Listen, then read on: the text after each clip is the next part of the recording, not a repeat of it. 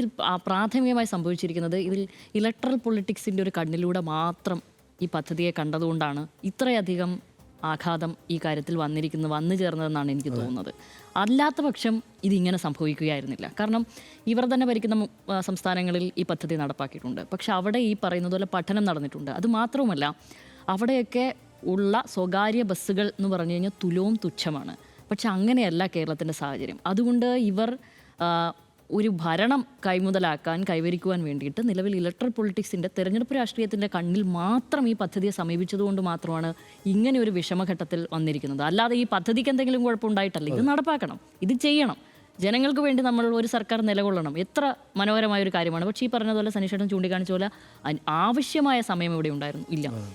പഠിക്കാതെ പരീക്ഷ എഴുതി കഴിഞ്ഞ് കഴിഞ്ഞാൽ രണ്ട് കാര്യങ്ങൾക്കുള്ള പോസിബിലിറ്റി. ഒന്ന്, ഭാഗ്യം കൊണ്ട് ജയിച്ചു പോകാം, അല്ലെങ്കിൽ ഉറപ്പായാലും തോൽക്കും. നിലവിൽ ഭാഗ്യം കൊണ്ട് പോലും ഇവിടെ സർക്കാരിന് പിടിച്ചു നിൽക്കാൻ പറ്റാത്ത ഒരവസ്ഥയാണ്. അത് ഇല്ല എന്നുള്ളതാണ്. കാരണം നമ്മൾ ആദ്യം നടപ്പാക്കിയതുപോലെയല്ല, ഇപ്പോൾ അതങ്ങ് പ്രതിസന്ധി അങ്ങ് രൂക്ഷമായി വന്നിരിക്കുകയാണ്. കാരണം തൃശ്ശൂരൊക്കെ 100ഓളം സർവീസുകൾ നിർത്തേണ്ട ഒരവസ്ഥ. ബാക്കി ഇപ്പോൾ അവരെന്താണ് ചെയ്യുന്നത്? അതായത് ഇതൊരു നാണയത്തിൻ്റെ ഇരുവശം പോലെയല്ലേ KSRTCയും സ്വകാര്യ ബസ്സും. ഒരു പൊതുഗതാഗത മേഖല എന്നുള്ള ഒരു കോയിൻ എടുത്തു കഴിഞ്ഞാൽ ഇരുവശമായിട്ട് ഇവർ വരും.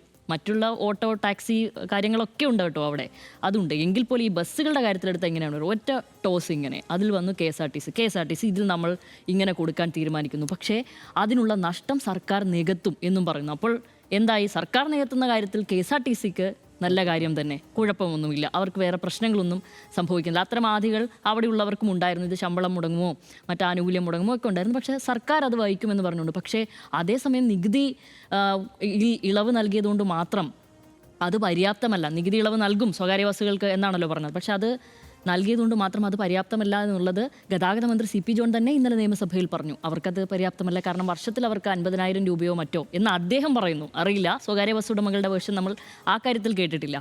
അത് തന്നെ പര്യാപ്തമല്ല എന്ന് നമ്മുടെ മന്ത്രി തന്നെ സമ്മതിക്കുന്ന ഒരവസ്ഥയാണ് ഉണ്ടായിരിക്കുന്നത്. അതെന്തൊരു കഷ്ടമാണെന്നുള്ളത്. സത്യത്തിൽ ഇവരുടെ ജീവിതം പണ്ട് ആനവണ്ടി കട്ടപ്പുറത്ത് എന്ന് പറയുന്ന പോലെ ഇപ്പോൾ സ്വകാര്യ ബസ്സുകൾ കട്ടപ്പുറത്ത് ആകുന്നത് പോലെയാണ് ഉണ്ടായിരിക്കുന്നത്. അതുകൊണ്ട് ഇപ്പോൾ അവർ അച്ചപ്പം കുഴലപ്പം ചിപ്സ് എന്നൊക്കെ പറയേണ്ട ഒരവസ്ഥ. അതും എന്താണ് അദ്ദേഹം പറയാണ്, മറ്റു വരുമാന സ്രോതസ് കണ്ടെത്തണം. എന്ത് ചെയ്യും? വേൾഡ് കപ്പ് കാലമാണ്. ഇനിയിപ്പോൾ ബസ് അവിടെ നിർത്തിയിട്ട് ഒരു TVയും വെച്ച് ഒരു പ്രൊജക്ടറും വെച്ചിട്ട് ആളുകളെ സീറ്റുകളൊക്കെ ഉണ്ടല്ലോ നിരന്ന് കിടക്കുന്നത്, എന്താ ഫുട്ബോൾ കാണിക്കണോ അവിടെ?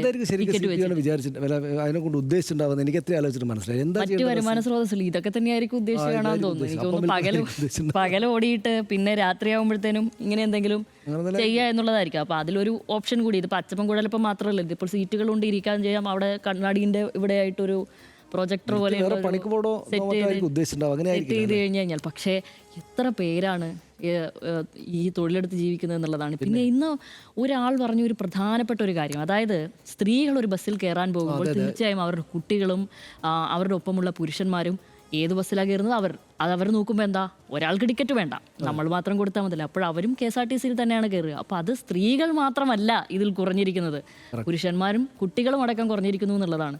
അത്തരം ബേസിക് പരിശോധന പോലും ഉറപ്പായാലും ഈ ഘട്ടങ്ങളിൽ ഒന്നും നടന്നിട്ടില്ല, സംഭവിച്ചിട്ടില്ല എന്ന് തന്നെയാണ് എനിക്ക് തോന്നുന്നത്. അതുകൊണ്ട് ഇത് പഠിക്കാതെ പരീക്ഷ എഴുതിയതുപോലെയാണ് നിലവിലുള്ളത്.